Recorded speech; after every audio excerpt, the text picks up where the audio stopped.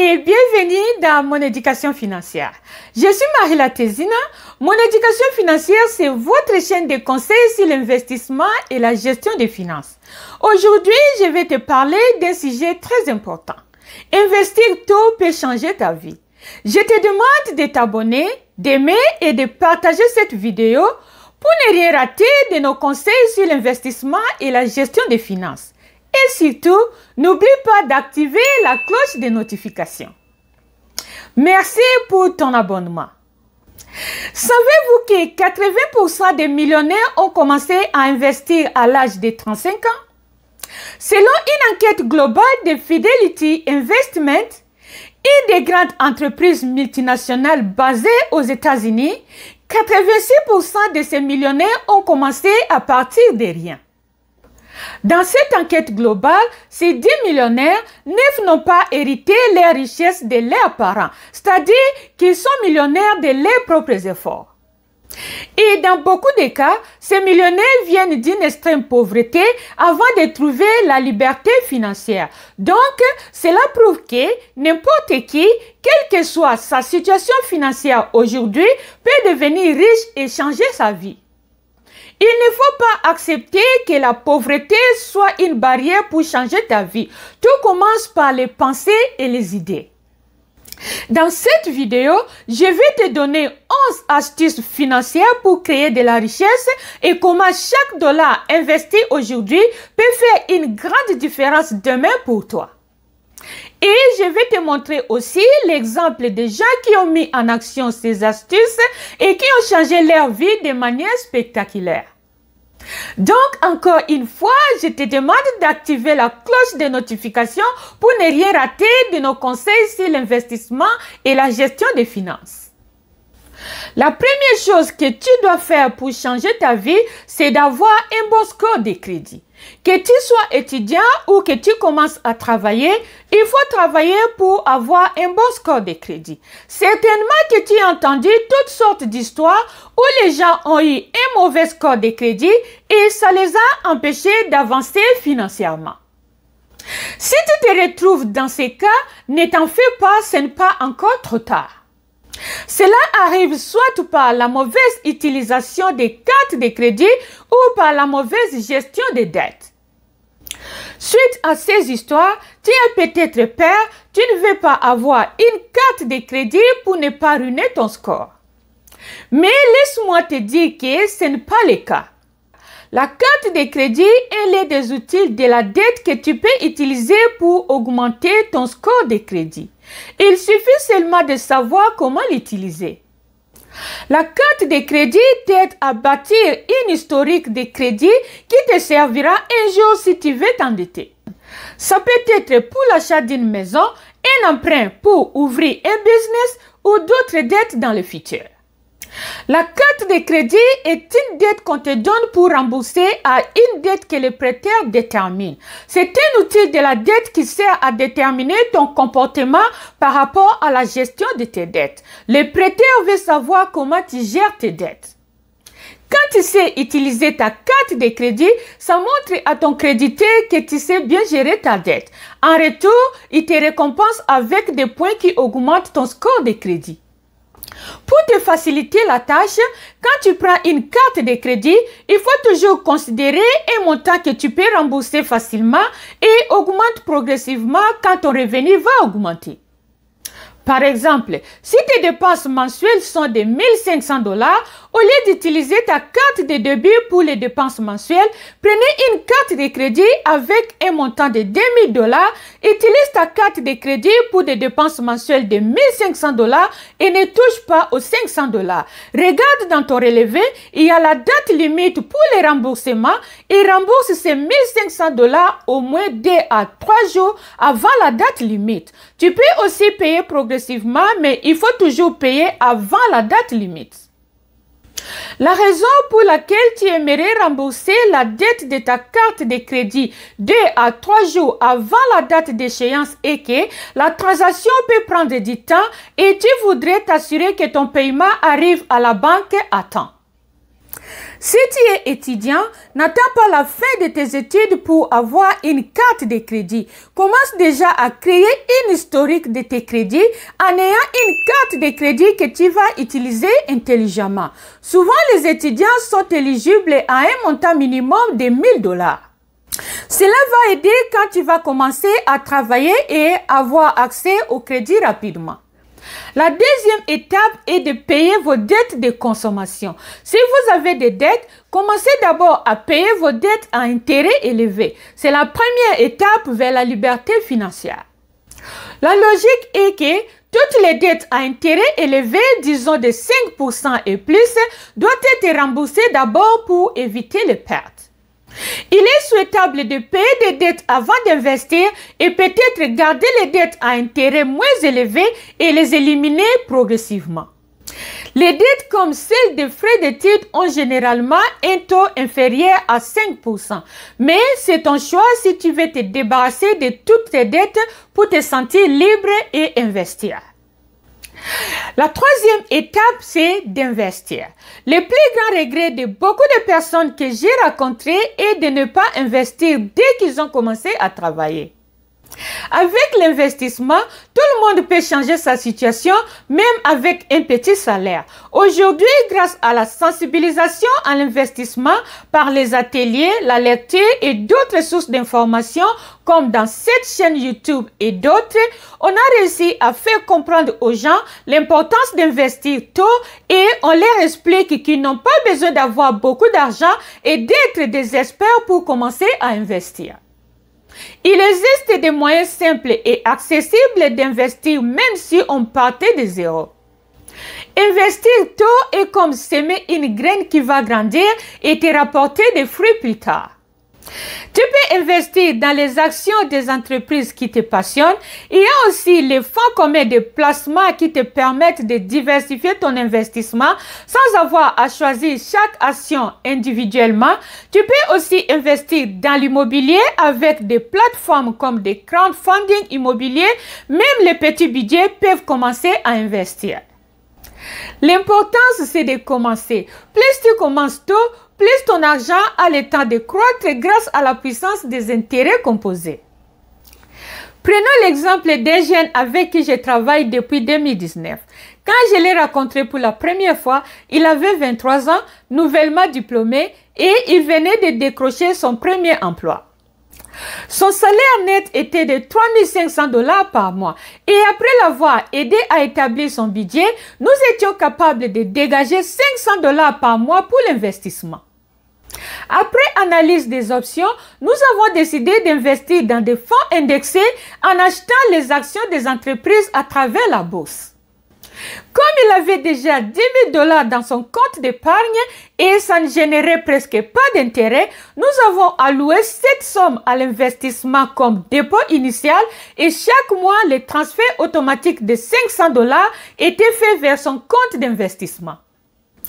Aujourd'hui, 5 ans plus tard, il a réussi à économiser 53 400 $ grâce à la puissance des intérêts composés et le rendement moyen de son investissement est de 8%. Son objectif est de continuer à investir pour ses projets futurs et pour sa retraite. Pour l'instant, nous travaillons sur l'achat de son premier appartement qu'il va aussi faire la sous-location pour épargner encore plus d'argent. Tout ça grâce à ses choix d'investissement intelligents et cela prouve qu'avec un peu de patience et de stratégie, on peut vraiment changer sa vie.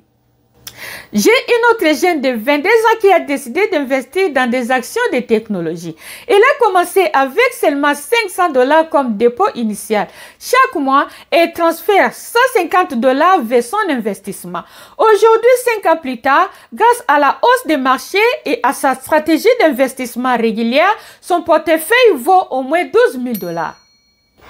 Elle planifie d'acheter sa première voiture et mettre de l'argent de côté pour l'achat de sa première maison.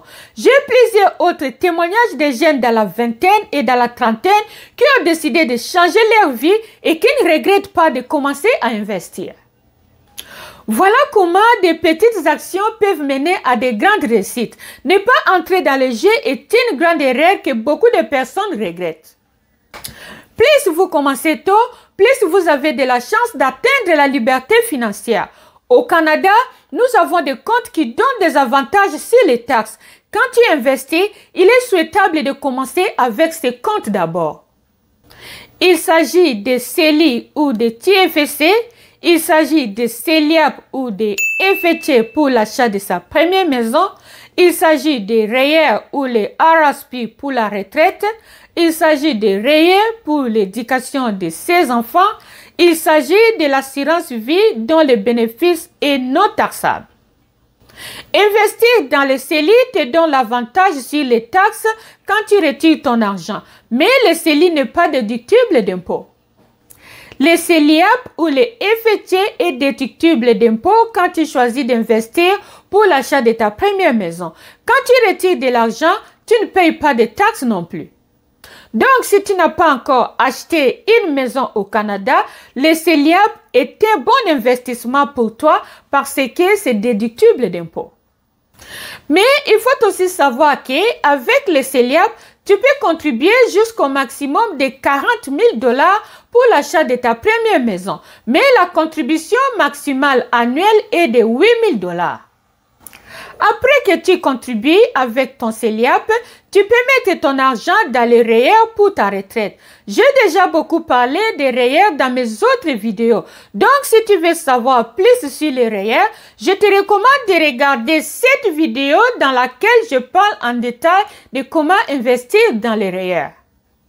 Si vous avez des enfants, vous pouvez aussi mettre de l'argent dans les REER ou dans les RESP qui va aider pour les études supérieures. Pour l'assurance vie, quand tu es jeune et que tu n'as pas encore de responsabilités, un contrat temporaire est suffisant pour bâtir la base d'une sécurité financière. Et quand tu auras une famille et des biens, tu vas augmenter la couverture ou acheter une assurance de vie entière. Ça dépend des cas ici. Quand tu commences à investir, n'oublie pas d'avoir un fonds d'urgence pour les dépenses imprévues. Cela te permet de ne pas toucher à tes investissements. Ce fonds d'urgence doit être accessible dans un compte d'épargne à intérêt élevé au moins de 5% pour avoir un bon rendement. Que ce soit pour les comptes enregistrés ou les comptes non enregistrés, tu peux toujours choisir d'investir ton argent dans les fonds mutuels ou dans les fonds distincts. L'avantage avec les fonds distincts, c'est que ça garantit l'investissement de ton capital.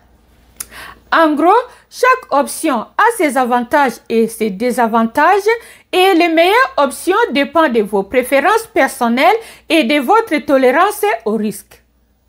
Warren Buffett, le géant de l'investissement, conseille l'investissement lent et à long terme. La patience et la discipline sont les clés du succès.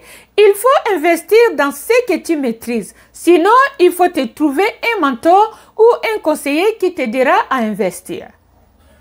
La quatrième stratégie, c'est de maîtriser vos dépenses. Pour bien maîtriser vos dépenses, il faut avoir un budget. Je recommande de suivre la méthode de 50, 20 et 30. C'est une méthode très simple pour gérer son argent. Cette méthode stipule que sur 100% de ton revenu mensuel net, 50% de ton salaire est pour les charges fixes, 20% pour l'épargne, les dettes et l'investissement, 30% pour tes loisirs.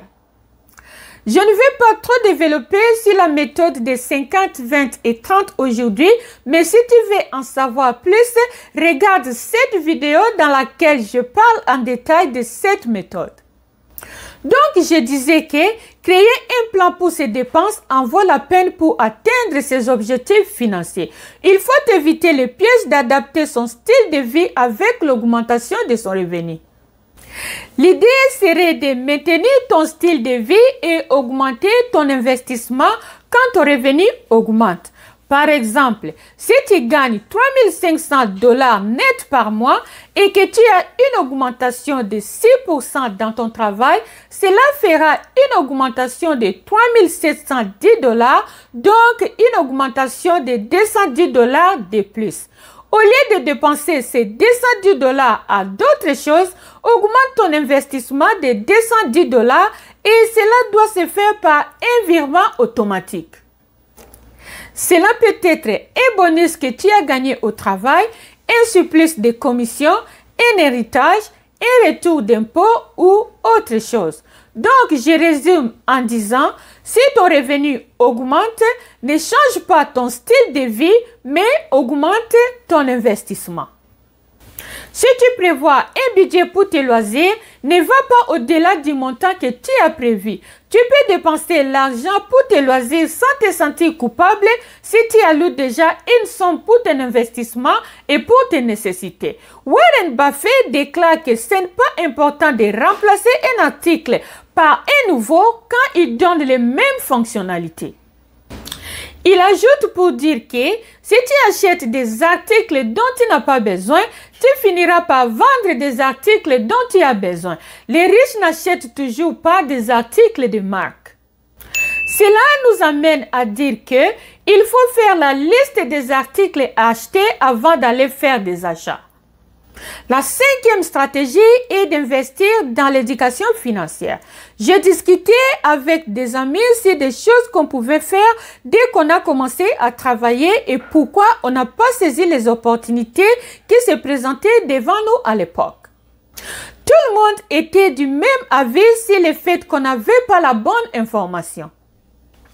Ici, il ne s'agit pas de retourner à l'école, mais s'éduquer pour obtenir ce que l'on veut. L'information est la clé de la réussite. La liberté financière commence par l'éducation financière. La sixième stratégie est d'avoir des objectifs financiers. Sans objectif, tu ne sauras pas où tu vas. Avoir un objectif te motive. Il faut te poser des questions comme quel type de vie tu veux avoir? Combien d'argent il te faut par mois ou par année pour avoir ce style de vie? Que faire pour avoir ce montant d'argent? Quelle activité ou travail te permet d'y arriver? Combien de temps il te faudra pour y arriver? Est-ce que c'est 2 ans? Est-ce que c'est 3 ans ou 10 ans? Ça dépend.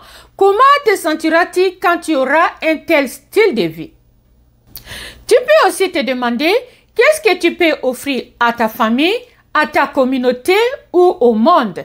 Ça peut être un cadeau que tu veux faire à tes parents. Ça va arriver seulement si tu as des objectifs et tu es déterminé. Une fois que tu as ton plan, mets-toi au travail. Entre dans l'action, sois déterminé, évite toute distraction et contrôle tes dépenses. Avoir un plan te donne la paix du cœur et la confiance. Tu sais que ta vie va changer si ton plan réussit. Je rencontre beaucoup de gens qui pensent qu'avec ce qu'ils gagnent, ils ne peuvent pas investir. Mais une fois que je m'assois avec eux, je les aide à déterminer les objectifs, on fait le budget et ça devient possible. Même si on arrive à dégager un petit montant que ce qui était avant, pour eux c'est déjà un grand pas et ça crée la motivation. Dans la plupart des temps, ces gens me reviennent dans quelques mois pour me dire qu'ils veulent augmenter la contribution mensuelle de leur investissement. Quand tu commences, ça devient excitant. Quand tu es jeune et que tu n'as pas encore d'enfant, c'est le moment de faire travailler ton argent pour que les finances ne soient plus un souci quand tu vas commencer à élever tes enfants et comme ça, tu auras le temps pour eux. La septième stratégie, c'est de prendre des risques et de passer à l'action. Il s'agit de saisir les opportunités. Que ce soit pour l'investissement ou les affaires, il faut sortir de ta zone de confort. Prendre des risques d'investir dans la bourse, dans les fonds indexés, les ETF, profiter des intérêts composés ou acheter un business si c'est possible. Les baby boomers sont en train d'aller à la retraite. Alors, il y a beaucoup d'opportunités pour acheter un business. Des fois, tu n'as pas besoin de sortir ton propre argent. Ce que tu dois comprendre ici est que le plus tôt tu envoies ton argent travailler pour toi, que ce soit pour l'épargne, la bourse, le business ou l'immobilier, plus vite tu te rapproches de tes objectifs financiers. Si tu es toujours hésitant à aller dans un monde inconnu, alors c'est là que l'intervention d'un coach va aider à gagner la confiance. La huitième stratégie, c'est d'avoir un coach ou un mentor. Un bon conseil vient avec le prix. Soyez prêts à payer pour un bon coaching. Vous ne le regretterez jamais. Il n'y a rien de nouveau sous le soleil comme le déclare la Bible. Ce que vous voulez, quelqu'un a déjà réussi à le faire. Va trouver cette personne, que ce soit en personne, en participant dans un groupe de mastermind en ligne, en lisant ses livres, écouter ses audios, participer ou regarder ses conférences. Un mentor te transfère sa connaissance et son expérience de plusieurs années. Tu vas profiter de son expérience et éviter de perdre de temps dans ton processus de création de la richesse. Tu profiteras de ces enseignements, des moments de partage et de pratique pour acquérir ces connaissances. Il peut te donner des conseils sur comment investir ou comment réagir face à une perte d'argent, donc c'est bien de trouver un mentor. La 9e stratégie, c'est de diversifier ses sources de revenus. Ça peut être deux ou plusieurs sources de revenus comme les salaires pour les employés, les intérêts pour ton épargne, les dividendes pour tes investissements, les revenus locatifs, les profits, les commissions, les royalties pour les droits d'auteur, etc. Avoir plusieurs sources de revenus réguliers peut enlever le stress financier sur ton parcours. N'oublie pas de créer des actifs passifs qui continueront à vous payer quand vous dormez. Les riches pensent aux actifs. Que feras-tu si tu n'es plus à mesure de travailler? Quand un riche arrête de travailler, l'argent continue d'entrer dans ses comptes bancaires. Le secret de la richesse est dans les revenus passifs. Donc, quand tu es jeune, il faut commencer à les créer.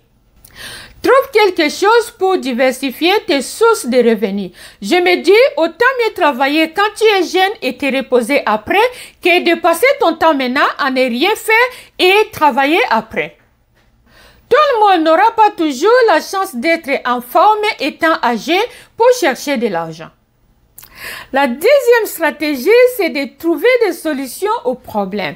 La curiosité suscite de nouvelles idées et les études montrent que les gens curieux apportent de nouvelles idées et cette curiosité améliore la motivation et la performance de l'équipe. Beaucoup d'innovations et les solutions aux problèmes ont vu le jour grâce à la curiosité. Crée ta propre chance. Quand tu es curieux, tu attires la chance. Mais il semble que la chance vient avec du travail, de l'initiative et de l'intuition. Tu peux aussi susciter de nouvelles idées à ton niveau grâce à la curiosité. Ça peut changer une petite communauté ou une grande communauté, mais l'essentiel est de cultiver cette qualité.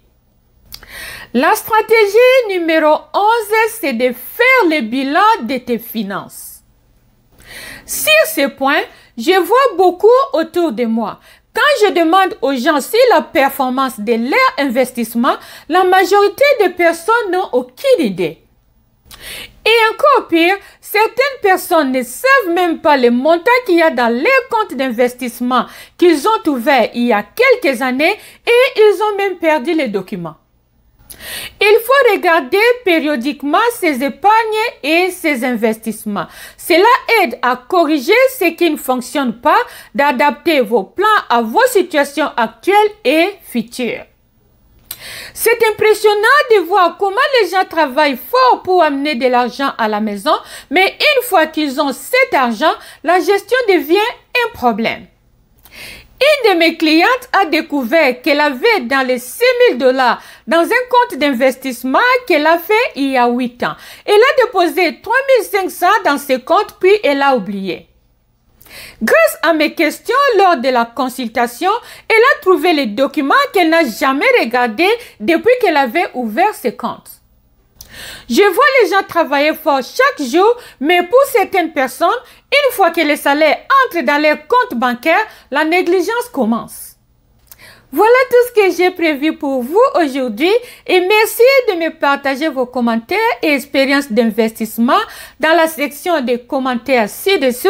J'aimerais savoir comment vous avez commencé et ce que vous pensez de l'investissement tôt. Et si vous souhaitez en savoir plus sur la gestion de vos finances, n'oubliez pas de regarder cette vidéo dans laquelle je parle des 9 habitudes financières qui vous gardent dans la pauvreté. Je vous demande de vous abonner pour ne rien rater de nos conseils sur l'investissement et la gestion des finances. Et surtout, n'oubliez pas d'activer la cloche de notification et de partager cette vidéo. Pour l'instant, merci et à la prochaine vidéo.